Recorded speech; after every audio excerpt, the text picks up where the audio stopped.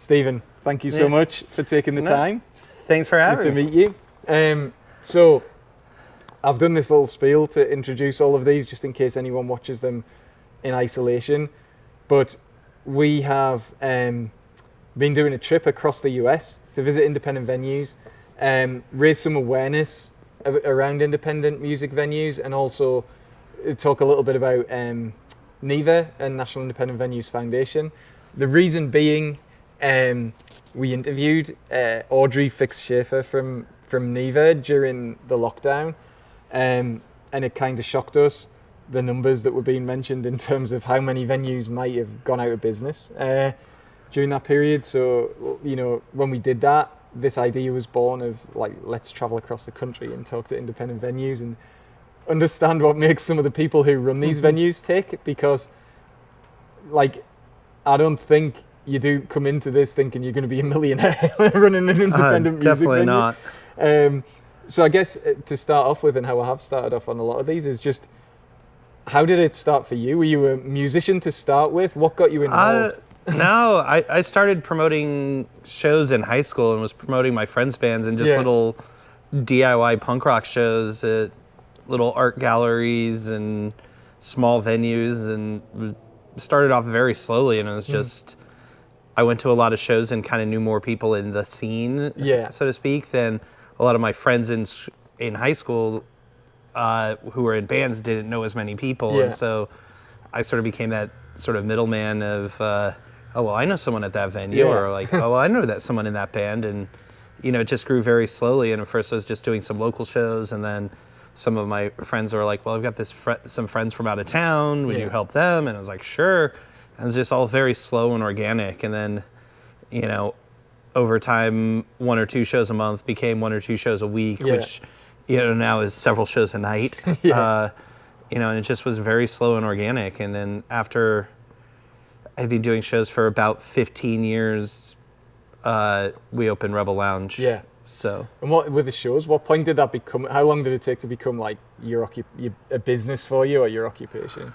Well, I was doing it like all through college, sort of, you know, most people have some sort of part-time job or side job. Mine was doing shows and working for promoters and, you know, working for different venues in very limited capacities. And, you know, so it was a very gradual transition to becoming like, okay, it's probably around 2008 where it was like, okay, I'm going to put my head down and make this the job.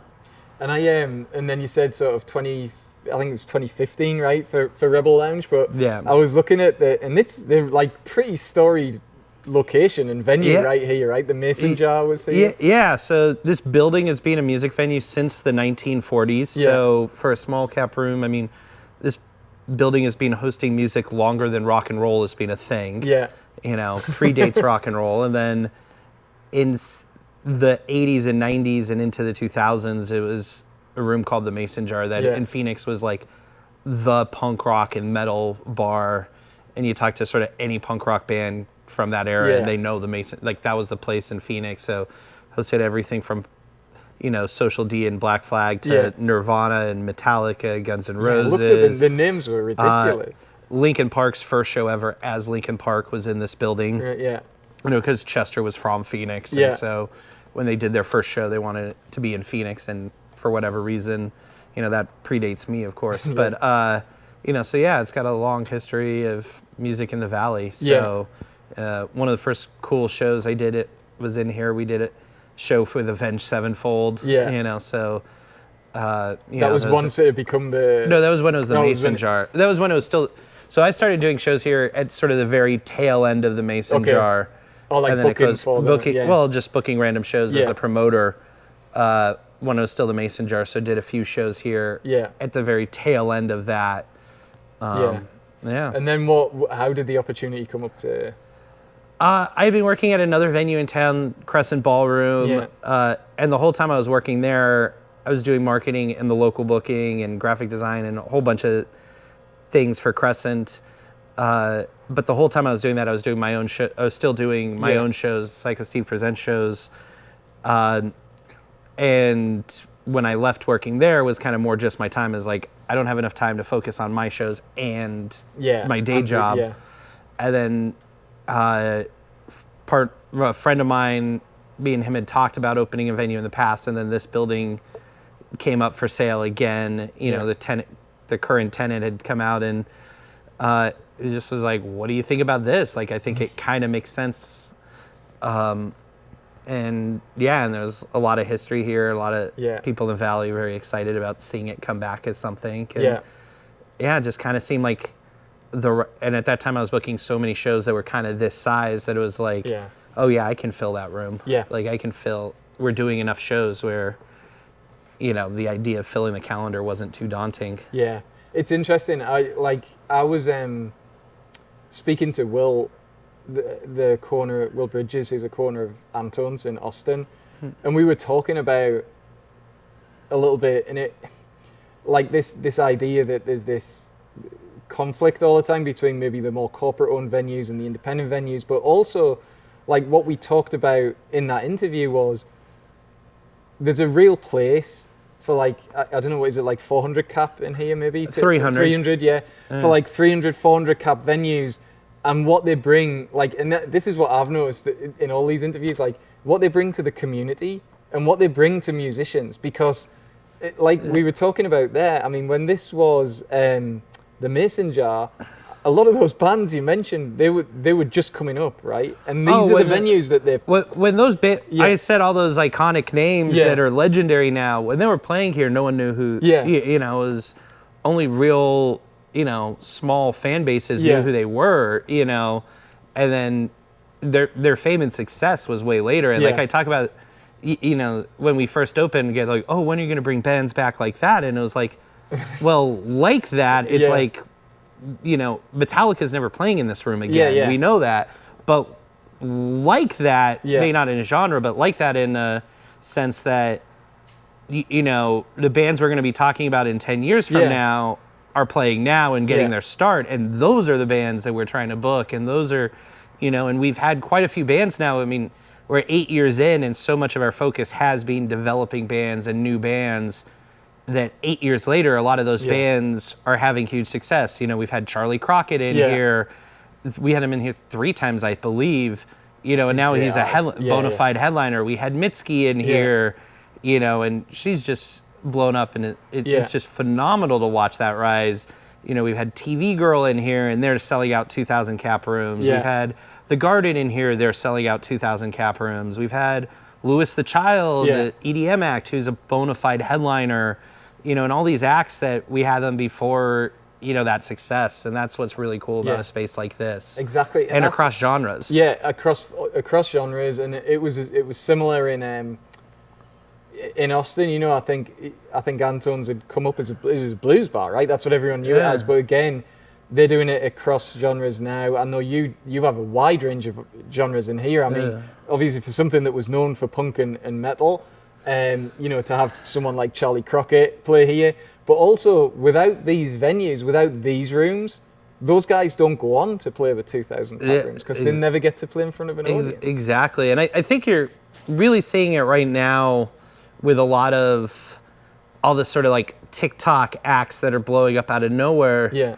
And so many of them last 10 seconds because they're not any good. Like they had one nifty song. Yeah. Some of them have literally never played a show. They never played a high school show. They never played a high school house party. Yeah. And so the first time they ever go on stage is with thousands of fans watching them, and they suck. Yeah. And then everyone comes, sees it. They say, check, saw that. Yeah.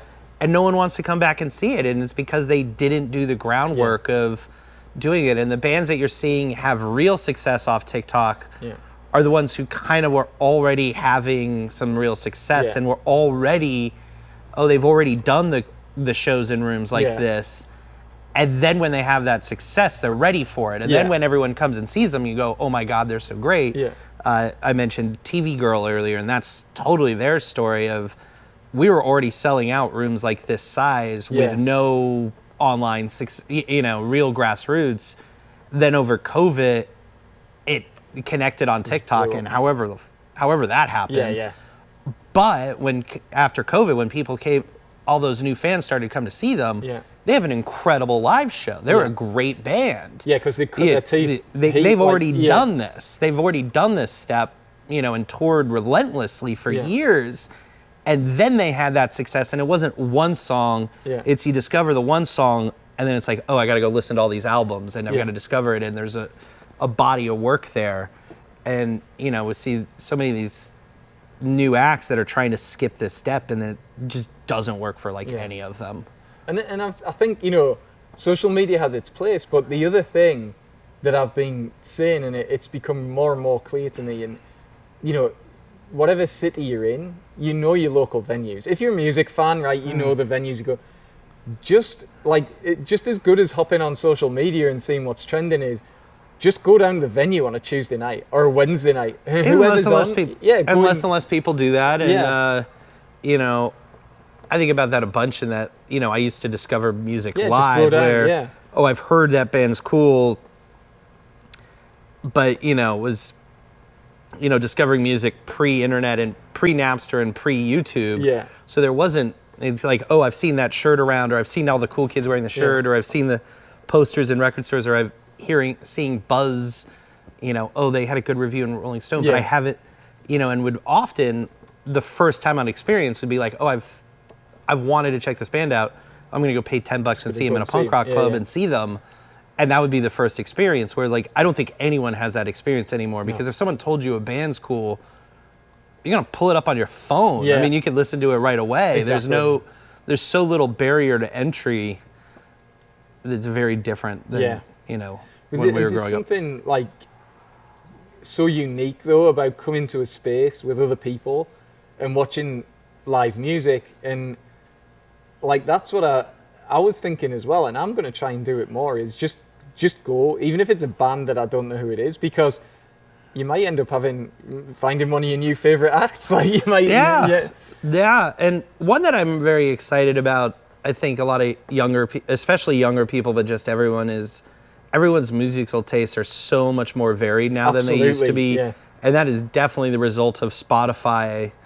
It's the positive of Spotify and, all the other Apple Music and what, the streaming area of there's no barrier to entry to discover something. If someone tells you a band's cool, you can go listen to it. You don't have to, you can go just look at their Wikipedia and find out about them, or discover, this band was part of this band, or this band, band I like is touring with someone. Yeah. I should check them out. It's so easy to discover that it means everyone can listen to a little bit of everything and discover the best of every genre. And it's easy to kind of find, you want to listen to metal, it's easy to find the good stuff. And you don't have to become an expert in a genre to find the good stuff in that genre anymore. That's where technology, and I have some big issues with Spotify and Apple and the business model and the way that they treat artists. But at the same time, the technology, the fact that it will, tailor things to your listening tastes, or you can go in there and say, I want to listen to this, and there'll be 100 playlists of, hardcore punk, whatever it might be. I want to listen to this. Someone will have made a playlist and sort of curated it for you, and that's great. I mean, I don't know why people are surprised that Spotify and Apple Music pay fractions of cents on the dollar. I think the record companies did the same, but that's a little it's a little more complicated than that, because Spotify has now paid artists / rights holders, to be specific, something like $40 billion. Yeah. I mean, no one has ever paid musicians more than Spotify has. Yeah. The peak of the record industry, Walmart did not pay as much for music as Spotify pays today. Yeah. But it has also exacerbated the winners and losers. It's the superstars are making more off Spotify than musicians have ever made off their music. But a working musician can't make a living. And so that's why it's really complicated, in that it's, I think people get hold up, a listen. It's like, well, a listen means nothing. Yeah. A stream means nothing. Yeah. And a lot of it really mixed, because it is way harder for that emerging artist to start. But I mean, I know small bands that can't sell at this room on tour who bought Teslas because they're streaming royalties. Yeah. a lot of the artists that complain the most are artists that sold their rights years ago. Yeah. In bad deals, and it's like, well, you sold your rights. Yeah. You know, and it's a really complicated issue. It is, I think, and I think at the same time, it's always going to be the way that, just because of the way the industry works, and the artists are artists, and the businesses are businesses, the business is going to look to maximize its position, and the artist, and this sounds awful at what I'm saying about artists, but they want to play music. They're not focused on that kind of thing, so they are open to, and they always were, right, by record companies, bad deals, or not being paid probably for their work. I think the thing with Spotify that gets me is it doesn't exist without the artists. The artists are the fundamental part. But one you did is, a lot of times it's not Spotify, it's the record deals. Yeah. In the same way that, like, Best Buy or Walmart aren't paying the artists enough. It's like, well, no, they're paying for the CDs that they sell. Who's in the middle? And I think the labels, in a lot of cases, artists that are in bad deals with their labels or publishers, it's a very easy scapegoat to say, oh, well, Spotify is the problem, when really it's the deals that you've done. And artists that have done more artist-friendly deals have less problems with Spotify. And it's, and so it's a very easy bad guy for the labels or whoever to say, oh, it's them over there. And that gets all the attention because it's all these entities that you may not know. I don't know. It's really complicated. I didn't even mean to get into that. It's not as simple. I mean, they pay a lot of money I mean, crazy statistic from, I think, a year ago.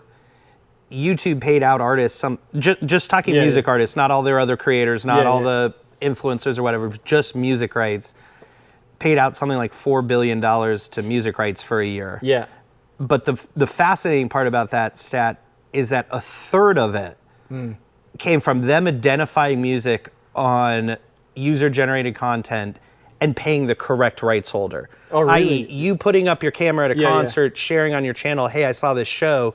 YouTube figuring out, we're not taking that video down, but we're making sure the right person gets paid. And there's like no other platform that does that. Well, YouTube are excellent at that. YouTube, and they just figure out who. Oh, and that's a third of what they paid musicians came from content that was not created by the musicians or their entities, or it was them working out this money. Someone did a podcast and put your music in it. Let's pay the right person for it. That's awesome. And that's incredible. That really so that's is. $1.5 billion though into musicians just from that piece. That and I think YouTube, I would say, are excellent at doing that. Like, we're always super careful not to put up artists, music, and unless I've Well, on YouTube, that's fine, because they will. They'll take your monetization and pay the right person for it. And I don't know if I've now expressed my entire knowledge of how that works. That's not my piece, but it's that's impressive. I think with the streaming, there's still work to be done, but because I just think the profits are so big, but it's that more of that profit can be directed the right way. But it's anyway. What I wanted to talk about is venues and live venues, and when we were talking there, and I was saying, it is a unique experience and it is a way to discover new artists still, and that experience of being in a room with other people, seeing an artist that you love.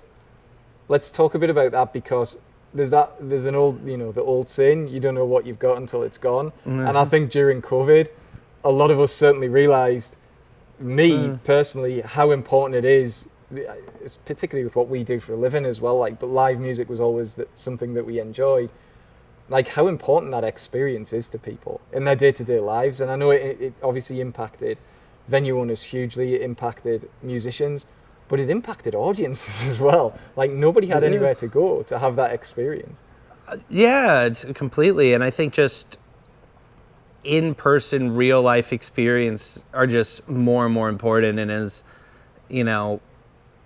people's online lives, seeing all this of social media's impact on depression and loneliness and lack of community, and just real, the value of the real in-life community, real community in person, real spontaneous interaction is so much more important. Is so important, and it I think it's kind of being ignored and neglected for a while. And so like live music is one of those places where that really is prevalent, where it's an inherently part of the experience. And I think, you look at, just to look at the other extreme of it, you look, so much of the coverage around like Taylor Swift's tour isn't about the performance. It's about the community, and it's about everyone around it, and it's about, trading the friendship bracelets and people traveling and meeting other fans, and, and not to diminish any of her performance, but like the performance is almost secondary to the whole mystique that's around it. It's like, it's such inherently a communal experience for a whole, hundreds of thousands of people to go and be in person. And, the movie just premiered, and it's like people are so desperate for that communal experience that want to go to it. They could easily watch that on YouTube on their TV, but that's not what it's about. The being in theaters isn't about what it's about. The communal experience is why that's such a big deal. Kind of is. It's like a modern day Grateful Dead, right? Like a little bit, I mean, there's a couple of bands that still have the like I always find that sense of community with bands like Pearl Jam. When you go to their shows, they've got like a dedicated hardcore. And once you build that's so hard to build. And once you build that, it can last forever. And there's a band we work with a lot from here, the Maine, we produce their festival, 8123 Fest, and it's such a smaller scale than the Taylor Swift, but there's just such a sense of community around that band, and their fans all know each other. Their like just so rapidly connected and engaged. And when we do their festival here in Phoenix, so much of the audience travels because it is that communal, it's their community coming together, and it's more than just the band. And like that's what's resonated and worked, is just building this huge sense of community. And there's so many bands that once you build that, and just have huge impacts. Some bands do it really well and some don't.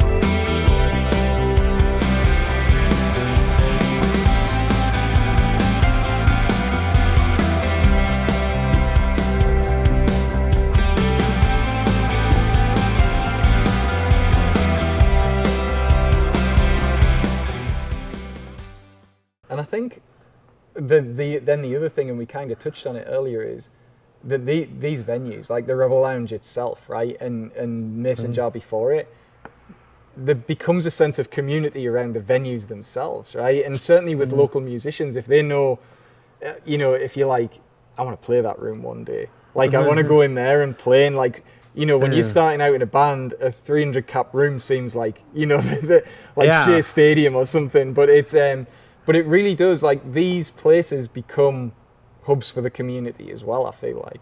And again, I'm trying not to like go back over all of, COVID and everything like that happened, but I did want to talk a little bit with you about, because you were a founding member of NEVA, you're a founding board member, and what was interesting to me with NEVA was, in these times particularly, when we all seem to be so divided, that you pushed through the Save Our Stages Act with bipartisan support, pretty much, which is rarer and rarer these days. Incredibly rare. That was incredibly rare, and keeping an issue bipartisan in the peak of 2020 presidential election was incredibly difficult. I mean, there were lots of people in the coalition that wanted us to go one way or another, or weigh in on other issues, and we just held steadfast.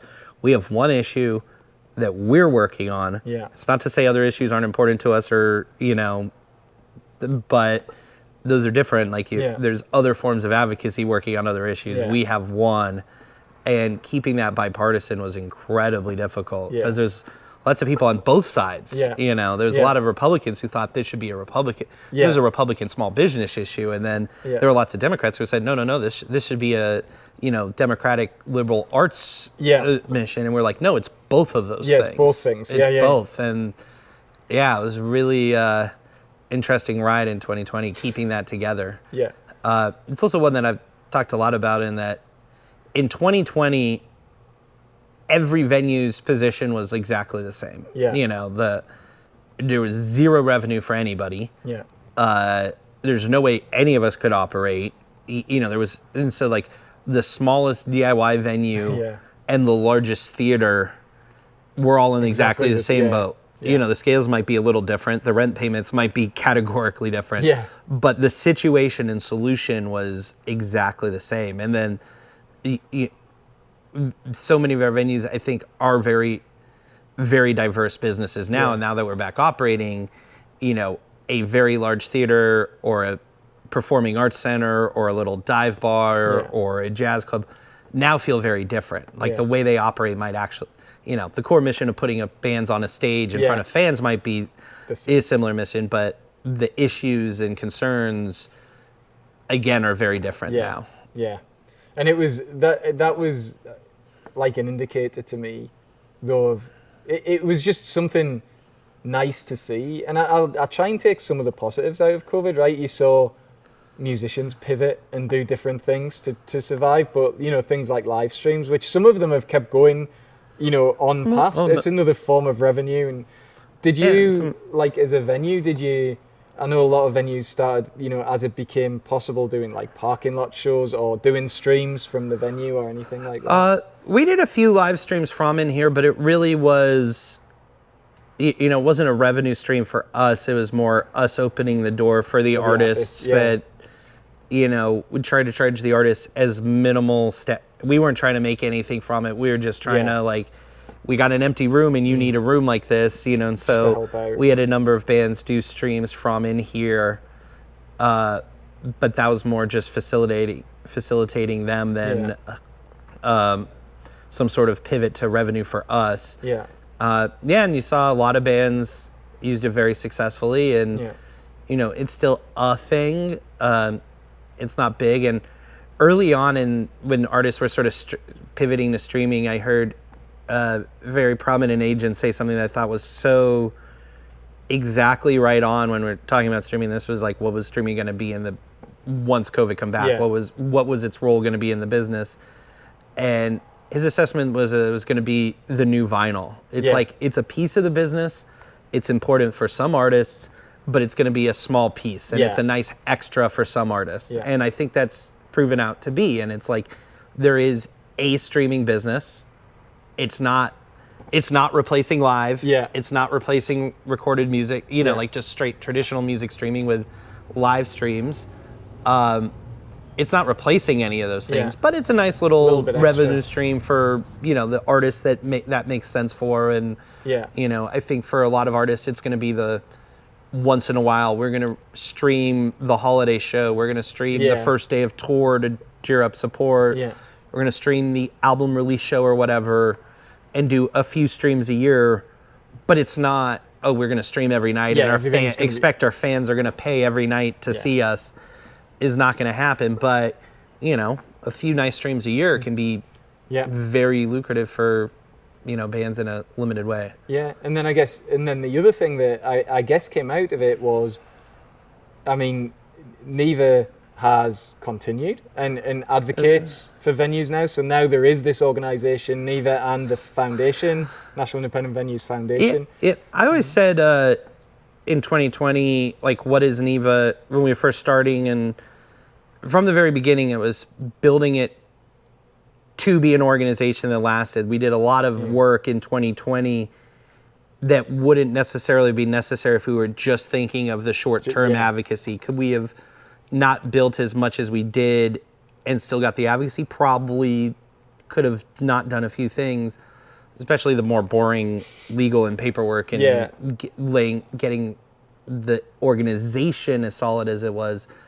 But it was like, well, what is Neva going to do next? And it's like, well, I don't really know what the issue in 2025 or 2030 is going to be. but I want there to be an organization that is there for whatever that was. Like we had to build NEVA in 2020 because there was nothing like it. Sort of similar associations in different parts of the industry. You've got A2IM representing the independent labels. But no one really representing the small music venues, and some different associations that represent very small niches of that very effectively, but not the whole.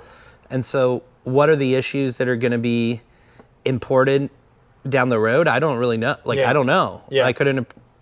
In 2018, I wouldn't have told you COVID was going to be the issue. And in the same way, what are we all going to be talking about in 2026? I have no idea what we're going to be talking about in 2026. And hopefully NEVA is there to, when something, hopefully it's nothing as severe as COVID again, but when issues come up, there's an organization that represents here.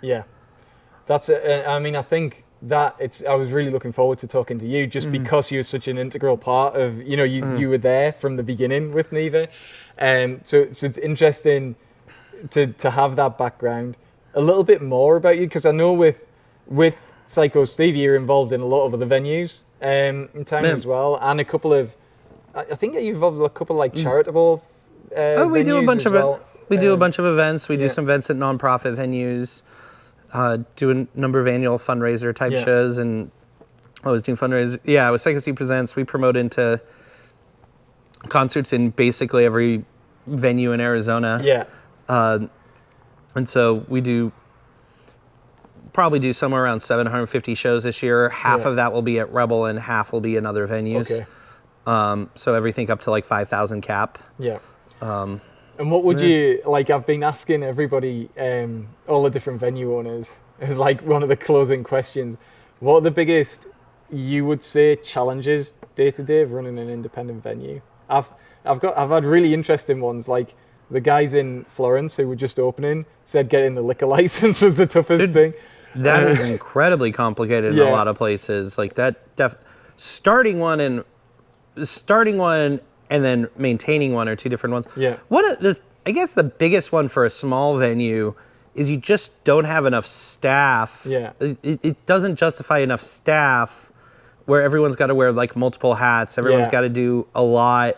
Whereas like once you get to larger theaters, you get an accounting department and an HR. Once you're in the large venues, the size and scales justifies enough employees that you can have real specification and have an accounting department, full-time accounting department, have full-time HR, and have dedicated production staff. Not a production manager or, and so you have just a lot more work on a smaller group of people. But in a lot of senses, the work isn't any different. A lot of the nuts and bolts that have to get done is the same whether it's a small show or a large show. And so, so I think that's one of the ones, is just trying to do it on a much smaller staff. Is really, that's one of the challenges, is making sure every night everything's working. I think I spoke to like the other thing that came up regularly, but you are, I mean, I guess you're a little bit different given that you were a booker to start with. But like when I spoke to, I forgot his name, the owner of the Token Lounge, and Ed at the Down Home, consistently it was kind of like, I've never, like the Token Lounge, like, I've booked shows for this venue. I'm the booker. I've done it my whole time I've owned it. I've never got any better at it. It's like, I can bring an act in here that one night will have brought in like 300 people. I'll book them like 6 months later and I get 50 people in the door. And he's like, I've never sort of... At this scale, there's a lot of taking risk, and there's a lot of, things you think are really safe end up not doing great, and things that you thought were, let's take a chance, sell out. And there's really hard. And then, when we opened this place, it was great because, I did have a lot of gauge on, we were going into basically every other club. And, a lot of agents will come to me because they know, well, I'm going to make sure it gets in the best room. They're not just coming to me for Rebel. They're coming to me for Phoenix, and maybe it ends up at Rebel, but maybe it doesn't. And if Rebel's not the right room, I'm still going to be able to take it to the right room. And, other promoters that just focus on one room sometimes don't get to do that. Or, and when we were opening here, because I had been booking a lot of the acts for so long, a lot of the shows that we're putting in here first were shows I would have been bringing to Phoenix anyway. So it was a little easier sell to a lot of the agents. Was like, no, you already trust me. I'm putting your show in the right place.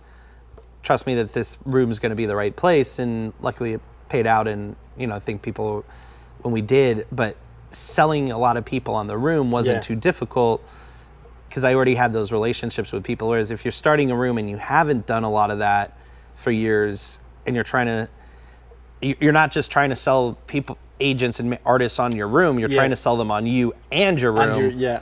I was only trying to do one of those when we opened this. I mean, you're always doing both, but one of them, a lot of them was like, okay, that's where you want to put the show. Great. Like, you tell me. And so I also think at the bottoms, when I talk about a lot at the smaller scale, the small venues, the 500 and below, the right room really can make a difference on the show. Whereas like, we're talking Taylor Swift a minute ago, the right room for Taylor Swift, Metallica, Guns N' Roses, and Garth Brooks is the same stadium.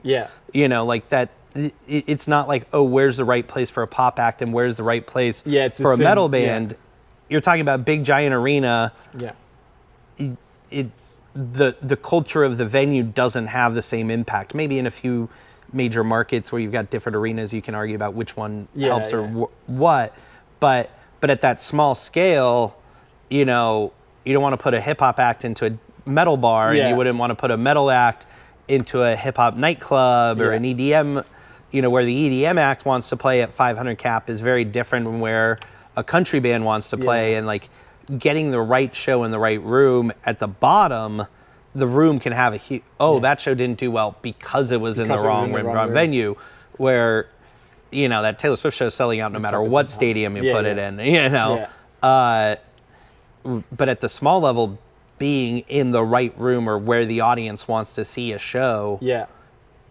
And opening a venue, that's the hard part because you're not the venue where people expect it. You've got to train an audience that you're the spot for what you're doing. Also one that was hard for, speaking of sort of strength and little weakness of Rebel, from day one I always wanted it a very open room in that we book a lot of different genres. We're not like the venue for any one genre. And I think a lot of our aesthetic around the aesthetic of the building was very intentional, very, very plain, very neutral, relatively neutral. It's a lot of grays and a lot of grays and exposed brick, and I wanted that if you come in here on one night for a death metal show, you feel at home, and then if you come in and see old school country western band the next night, you feel at home, and if you see a pop band, so it's like trying to get a little bit of both of those. Balancing that, being a neutral enough venue that everyone can be at home in here, but still be warm enough that everyone does feel at home. I think you've done a really good job of it, and we'll sort of walk through the venue after as well. And I guess finally, the other thing that, and reading your page, is you seem keen to carry on the sort of legacy of this venue in terms of you want to be and you've already talked about some of them who've come through here. It's obviously a focus of yours, like, who can we get booked here that is going to be huge in the next 10 years, right? Like that would be great. And that is, that's so much of the role the room plays for me in the broader biz, in the Psyko Steve Presents business is it's like the biggest artists we work with are all artists we work with when they weren't very big, like we've got the Front Bottoms coming up. We've sold out multiple large venues with them. First show I did with them, I think we had 30 people at it or something. We've got TV Girl coming, sold out. We were doing them in rooms smaller than this. The Garden we have sold out. We had them in rooms smaller than this. Hot Mulligan we have coming up. Hopefully that's going to sell out. We're doing them smaller than this. The Maine, I'm doing 2 nights in 1,000, who I mentioned earlier. I do their festivals. I booked them when they were in high school. And that continuing that is, so for Rebel, really, that is the piece, is it's like, I can control and make sure we have the right experience that first time, and do it as best as can be done, which is what's going to create that relationship to continue on working with those artists. Super interesting. So, Stephen, thanks. Like, you've taken time on your Saturday to meet with us. No I really problem. appreciate it. Anything else you wanted to mention on Neva or live live music, independent venues, anything to get off your chest or? Yeah, I don't know. That's I mean, that's one is just the importance of that, like, human, real experience. Just cannot be. I think so many problems in our politics and society right now is that breakdown of communal events. And like, had this thought last year when I was traveling around England and Scotland with my mom and brother, and we were like in these pubs, and like how generationally, like, you go to a pub in Europe and across genres, not genres, generations are there, and you'll see like 17-year-old girls talking to the 80-year-old guys next to them, where where they go for a beer on a Friday is the same place. It is, you know, and you get this little more cross generation that I think is very different in America right now, where like the bar that college kids go to drink is very different than senior citizens, which is very different than Gen X, and you get these sort of very, a lot of times where we socialize is so divided, and like live music sometimes when you get something really great, you can see that coming together with people that you have a shared interest that is not your biography or not your identity, but is your something else of just, we may not have anything in common, but we love this band together. And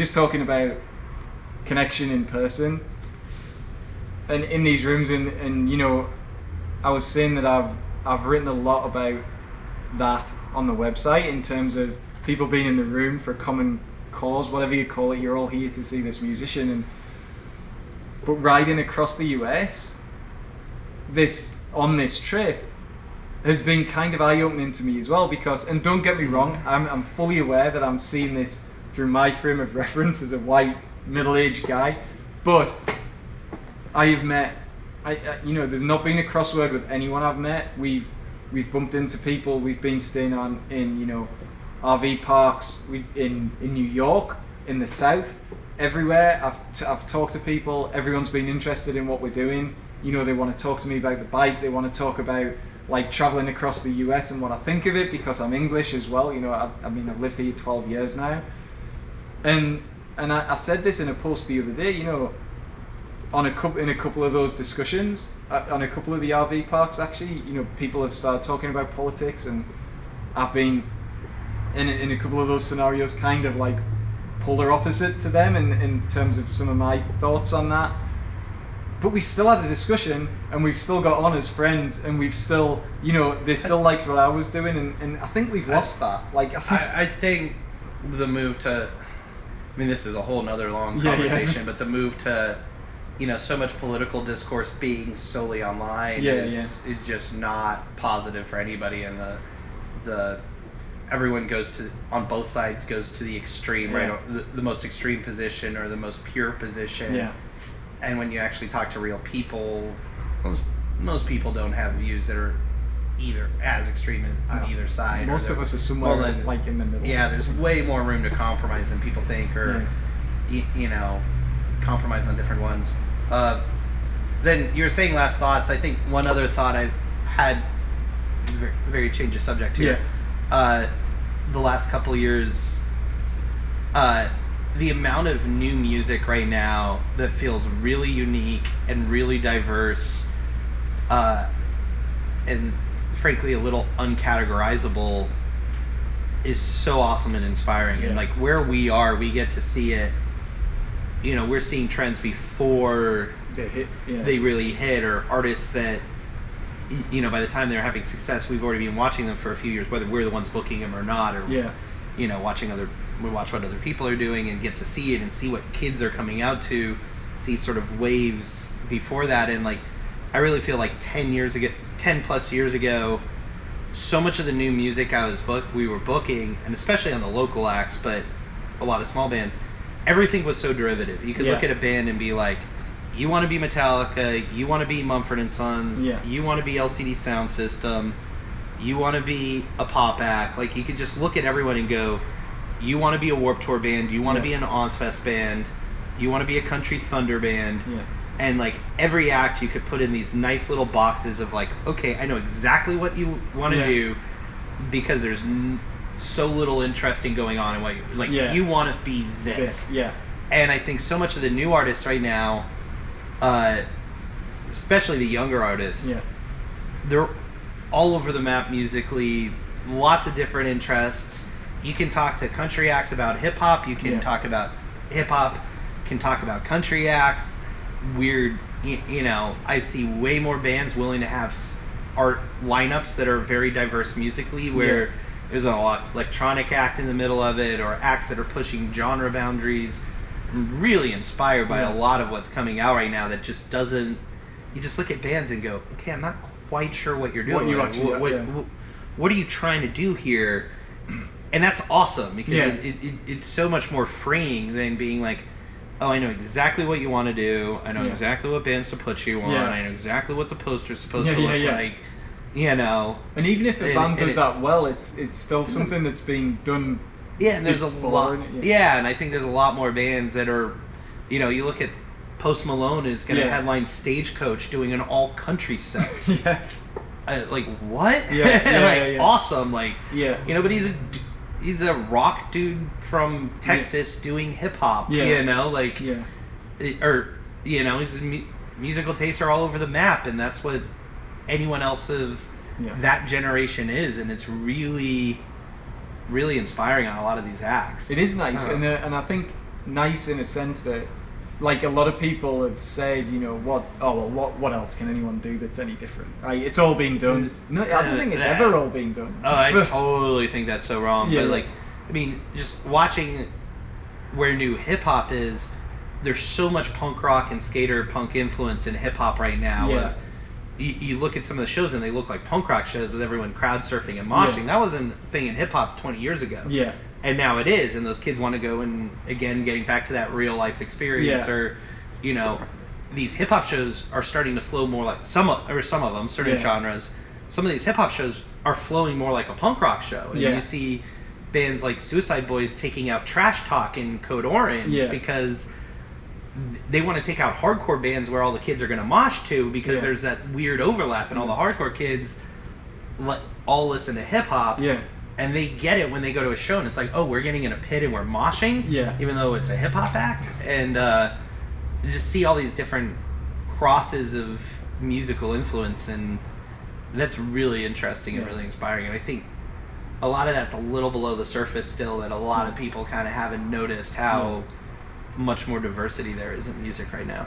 And a lot of those artists are probably going to be playing here in this room. Well, that's why I'm seeing it before other people, or like see it differently than a lot of other people, where we're seeing like, oh, what is this band doing? Like, we talk to lots of young musicians, and we'll be talking at a show and to some band that's 21 and on their first tour, and talking to a hardcore band, and then they mention a country act they really like, or you're just like, so you kind of, because we're talking to those artists so much in their frame of reference, I don't think many people my age talk to people 20 years younger about culture the same way I mean, just professionally, I get to do might be the right way to say it, and seeing what are high school kids starting to come to. Is a different place to be. That's super inspiring way to finish up, I think. And like we've said through probably the whole series of interviews, like, to see new musicians, to see new acts, like, these are the venues to come to see that. And working with so many local acts, like, we have, I mean, going back, my first shows were bands in high school. We still work with a lot of bands in high school and very young. And some of the most promising bands coming out of Phoenix right now are acts I was booking before they could drive, when they were 14 or 15. And now we're 8 years, we're over 8 years old in Rebel. Yeah. Some of the bands we were booking, and they're 16. Yeah. They're now 24 and trying to make this their career. Yeah. And some of them, we've known their parents for years, and like getting to watch that watch that of young musicians become professional musicians is a really cool transition to watch. Nice. Steve, thanks so much. Thanks for having me.